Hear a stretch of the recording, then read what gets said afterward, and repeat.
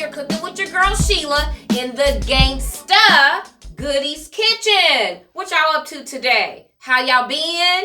Hope all is well in your world. It's been a crazy busy world for all of us lately, right?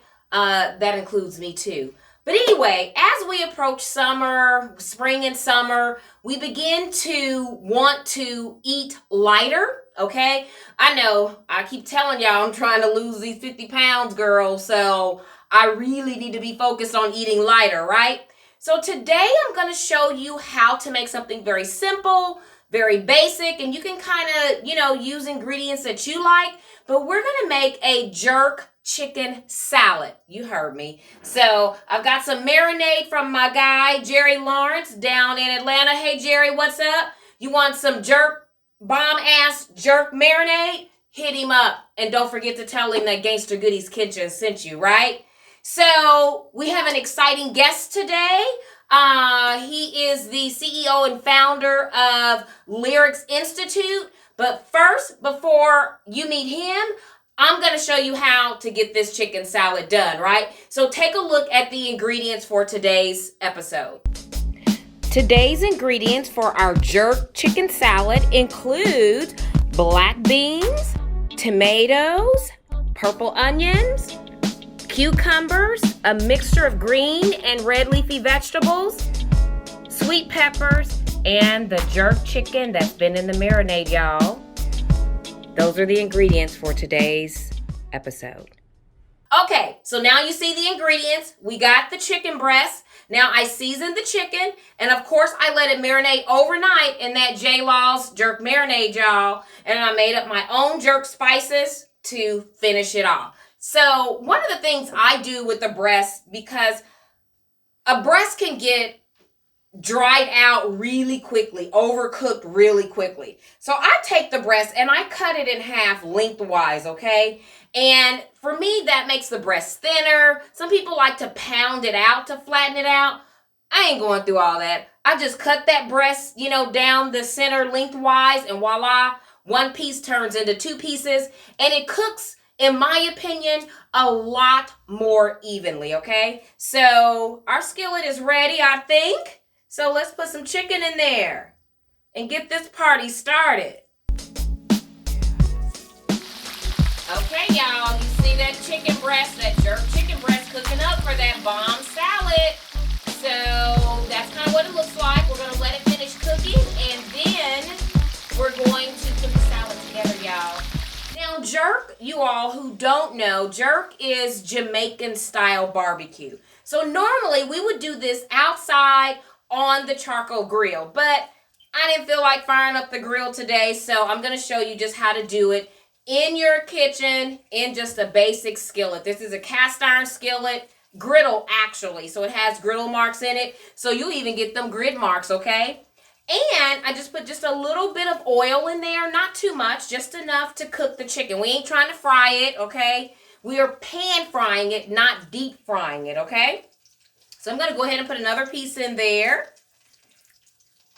And we're going to let that chicken cook, y'all.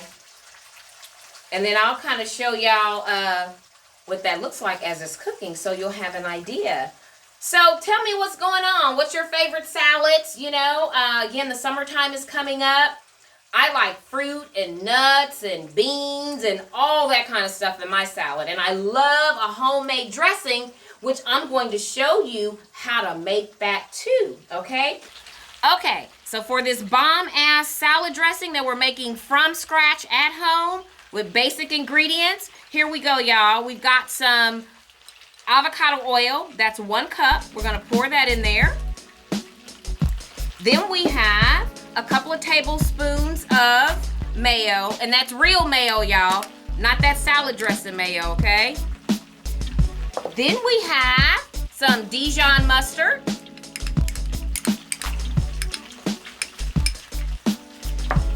And now I'm going to start whisking that together, okay? So we want to start blending, okay? Y'all see that? Okay.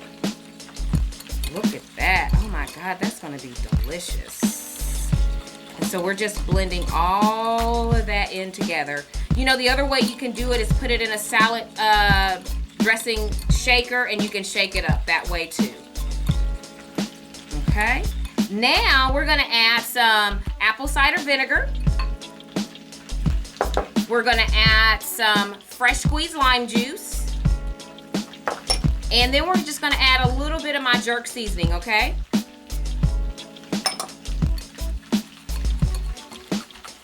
And this is our salad dressing, y'all, okay? Hey, y'all, it's your girl, Sheila, and Kyle Hollins, founder and CEO of the Lyrik Institution. In the Gangsta Goodies Kitchen, y'all. You do not want to miss this episode. It's all about jerk chicken, salad, and art and cognitive thinking. Yep. Yes, so stay tuned, y'all.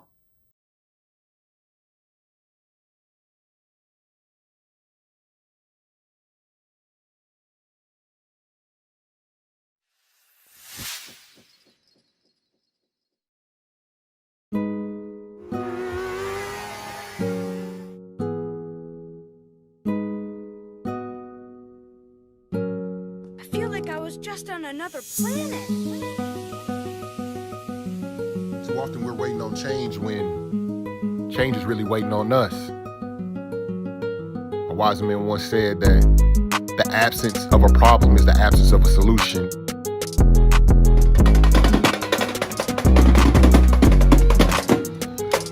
We've been making solutions for so long that it's time that we actually step up to the plate and continue the process.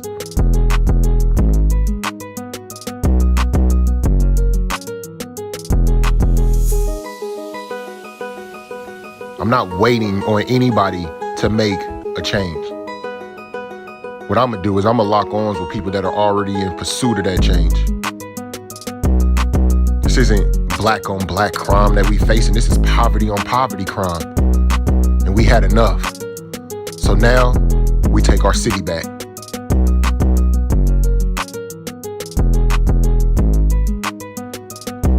It's our culture that determines and drives the change that we need. It's our culture that they told us that we needed to shift and make politically correct. But now, what's politically correct is our culture. Hey, y'all, we are back. That jerk chicken is fire, y'all. And Kyle is going to tell y'all that, okay? And so, what amazing work this young man is doing in our community. Oh, my God. Yeah, it's the Lyrik Institution. We do creative arts, but our core focus is behavior modification. Yes. So we believe is if you change your thoughts, you can change your world. So that's what we kind of want to do with our inner city youth. Absolutely. So kind of like I remember my grandmother would say, if you get your mind right, then everything else follows. That's it. Okay. That's exactly the model that we go after. Because what we believe is that if you change your beliefs and your motivations, then the behavior changes. So what you believe about a thing is how you act out that thing. And then that's where the behavior comes from. So wow. Okay, let's taste this salad because we definitely want to know more about what you're doing and the value that is to our community. Okay, so yes, let's taste. Okay, so we have just a mixture of green leaves in here. And if y'all take a look, this is what it looks like.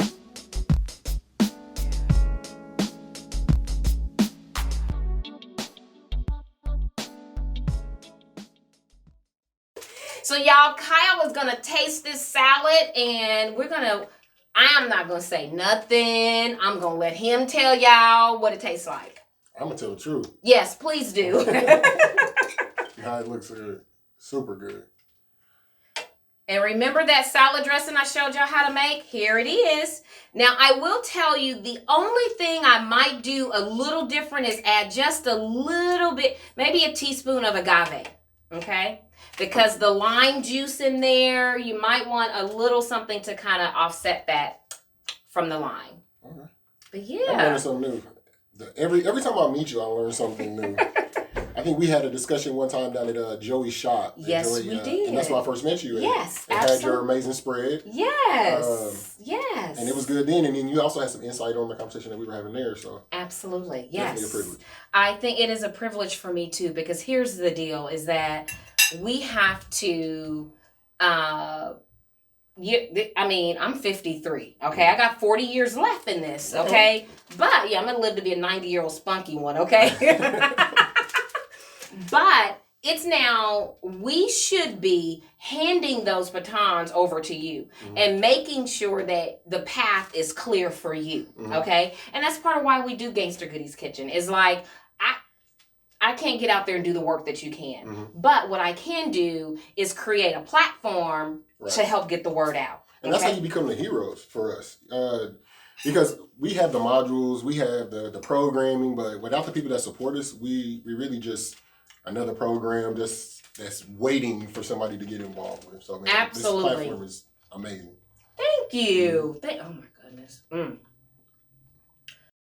Now, Kyle, one of the things I always ask guests is to share a fond food memory, whether it is something when you were growing up or maybe a tradition that you have started with your daughter. Just something about food, because we do this because of food and family, and we believe that one meal at a time, this can help bring families and communities together. For sure. My memory with food is my mom, she had a garden outside. What? Yeah, she had a garden. Nice. And then, but now when you're growing up, you know what I mean? You didn't appreciate it then. No, I hated it. You had to get out there and work. Everything she wanted to do, that part, I had to cut it, had to weed it and do all of that, get the mulch, I hated it. But she would always make us want to eat. She would cook these random meals, right? Yes. She would just want to put all of her vegetables in everything. We would get chili with corn and no, not when you were yes, go not mama. When you were 8, 9, and 10. So I just remember this one time she had cooked something and I didn't want to eat it. So what I did was I took the plate, I threw it away. But I was scraping the bottom of the plate to signify to my mom that I was eating the food. So she let me do it for about 15, 20 minutes. And then I walked in there like, Mom, I'm done. She was like, well, you didn't eat none of that food. Because you were scraping the bottom of the plate. I heard you scraping into the trash. Oh, my goodness. She wore me out behind them beans. I hated it. But it kind of taught me so, as my life progressed and stuff like that, you kind of get caught in that box and that cycle, and you don't think that the world is as big as what it is. Absolutely. So when I had that eye-opening, that awakening moment, it took me back to my mom had a garden in the hood. Yes. And she was the only one in the hood with it, but that was different. And she had spent a lot of her life trying to, even though she lived in that environment, try to separate herself from it. And I didn't value it at the time. I thought it was weird and random, but now that I'm an adult, it's so impactful when it comes to like raising your kids, because now I got something to teach my daughter. I can show her how to till the ground and weed the soil and things like that. Absolutely. Thank God for mamas. Yes. That is awesome, Kyle. Thank you for sharing that. Yes. And so Lyrics Institute. And so first of all, are you from Kansas City? Yes, I am. We like to know that. I am. I'm from Kansas City. Can you two-step? Yes, I can. He can two-step, y'all. Not well. Good enough to pass, to get by. Okay. Good enough to get your number. That's how good I can two-step. Okay, I love it. That's a Kansas City thing, y'all. Right. And it's horrible if you don't know how to two-step in Kansas City, because the women, they just look at you like, whatever. Right. Two-step. Yes. He's not cultured. Yes. So tell us about Lyrics Institute. And first of all, the name. Okay, Lyrics is named after my daughter. Wow. Yeah, that's my baby. And it's my oldest daughter. Okay. So I was incarcerated for 90 months in a federal penitentiary. Okay. And before that, I was sentenced to 10 years in the state, but blessings on blessings, there is no drug remand in Missouri. So I was able to do a 4-month program. Okay. And that 4-month program introduced me to the cognitive design, and it blew my mind. It was I had a eye-opening, awakening moment, and it kind of just shifted my perspective. Well, a week before I was about to be released to the community, my Fed number changed, and I was indicted all over again. I never left prison. So I went from facing 10, being blessed with 4, to facing 35. Yeah, I was facing 35. And wow. Yeah. But then ended up getting blessed with 90 months. That's about 7.5 years. I did 6.5 on it. But it was it was an God orchestrated thing. I went to Leavenworth. I wasn't even supposed to be there. My points didn't even allow me to be there, but I was able to take a program that was 18 months long. Cognitive behavior therapy through and through. So, 18 months of, I have just as much as a master's degree psychologist has in cognitive design. I just was in the program, just doing it. I did it for 5 years.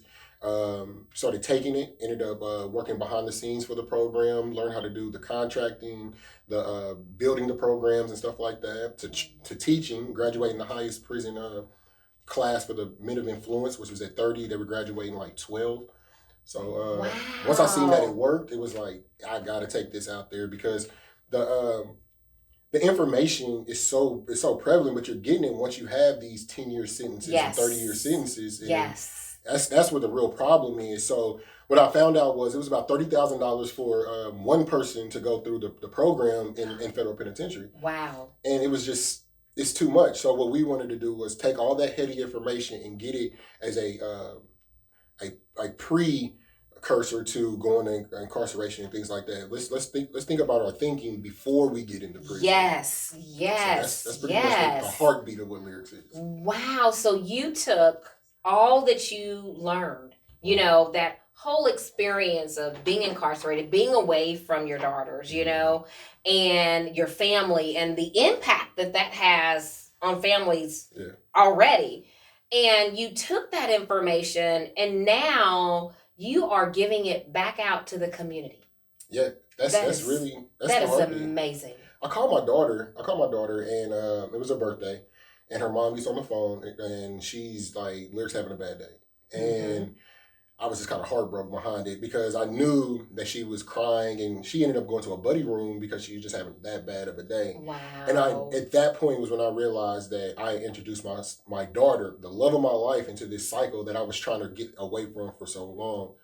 But then what's happened was I looked at my environment and realized there's a lot of lyrics out here. Oh, so that's where the name Lyrics Institution came from, was because there's a lot of people introduced to this cycle that they would never know how to break unless they ran into something that was a little heavier than them to push them in the right direction. Oh my God, there are. I'm sure, I was a lyric. I didn't end up in legal trouble, but I was a teenage mom.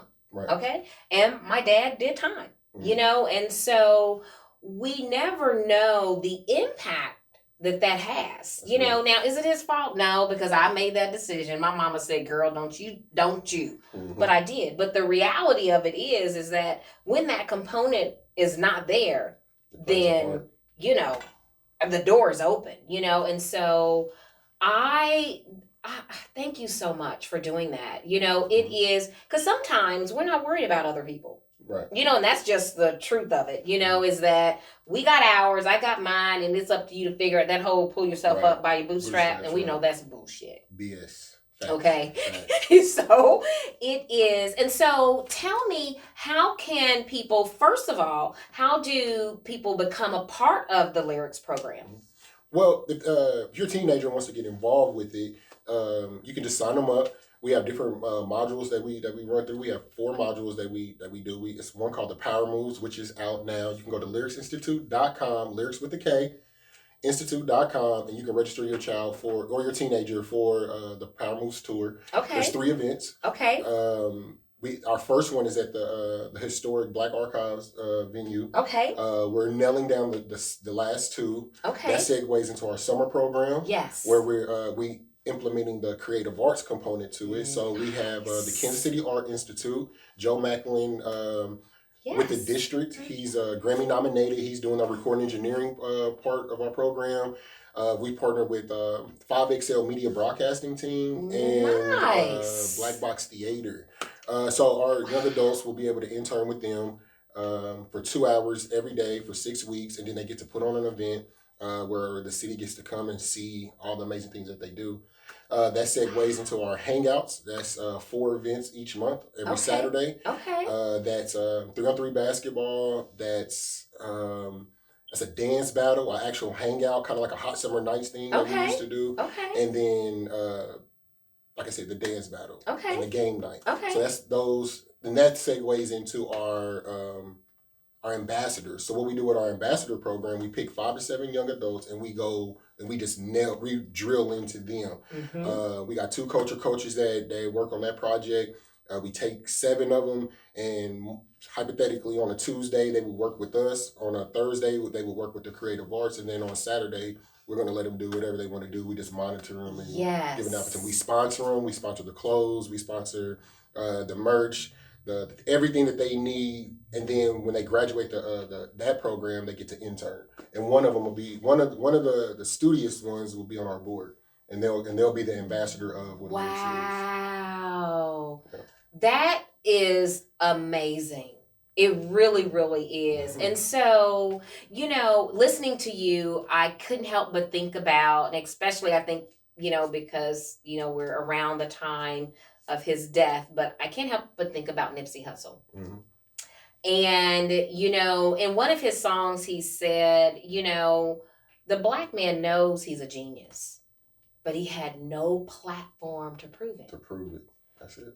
You're creating that platform. That's exactly it. We want to create opportunities. Yes, exactly you are creating that platform.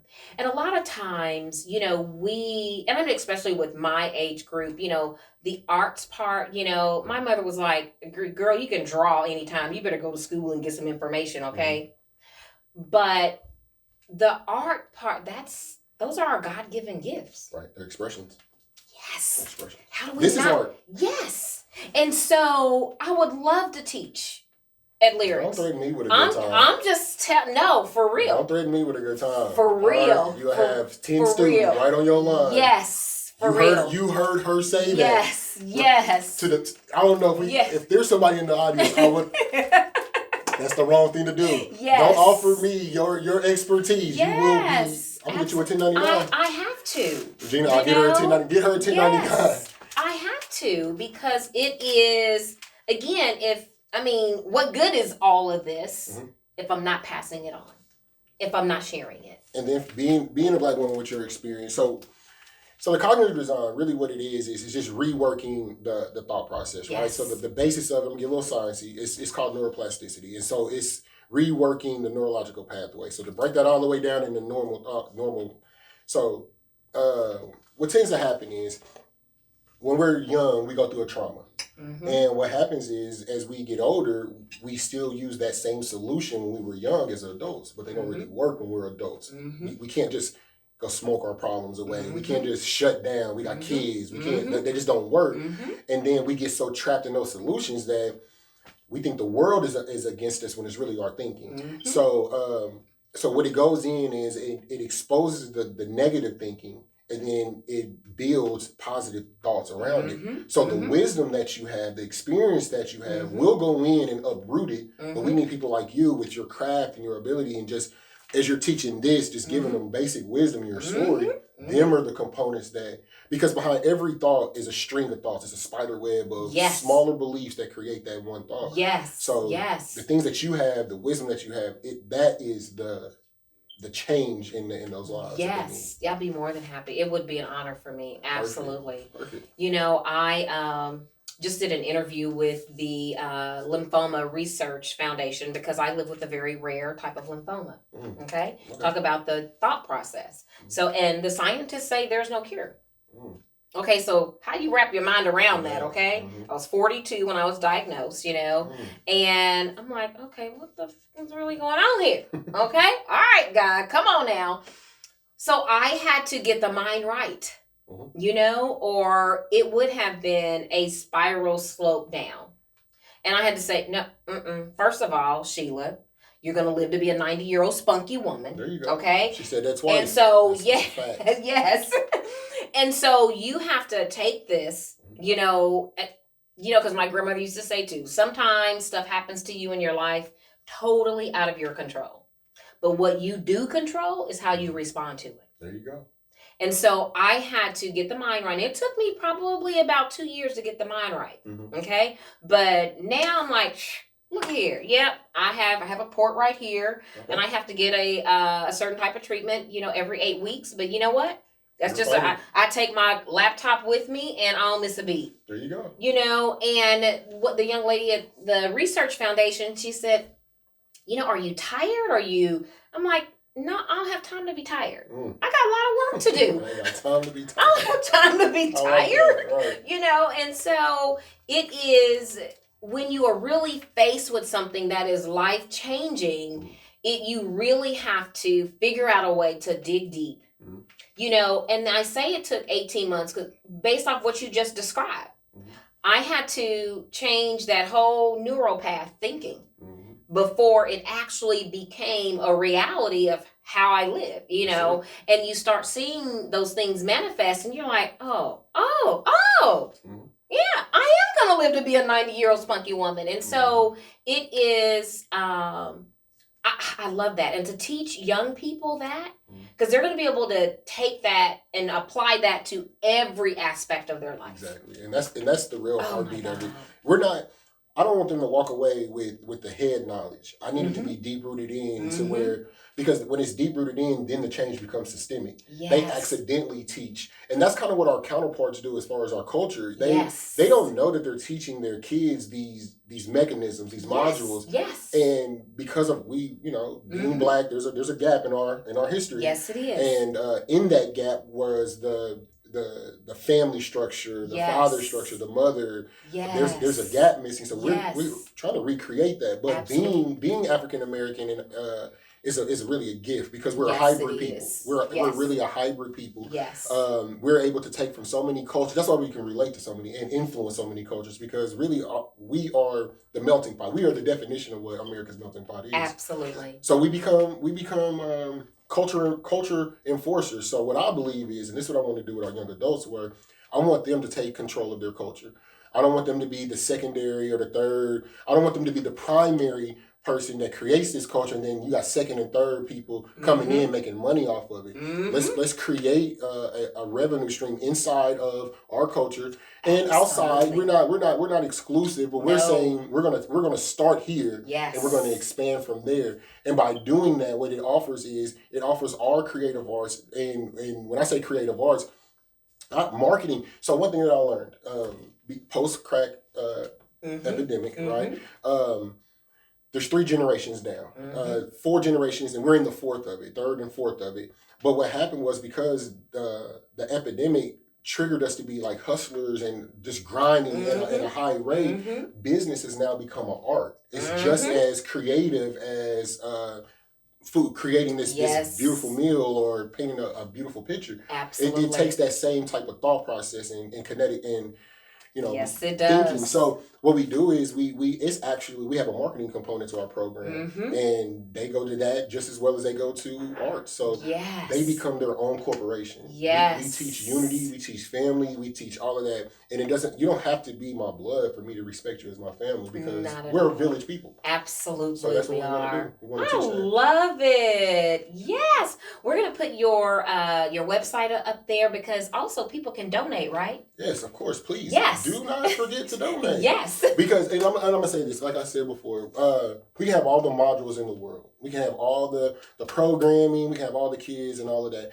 But if we don't have heroes, the donors, the sponsors, you guys are the heroes to our program.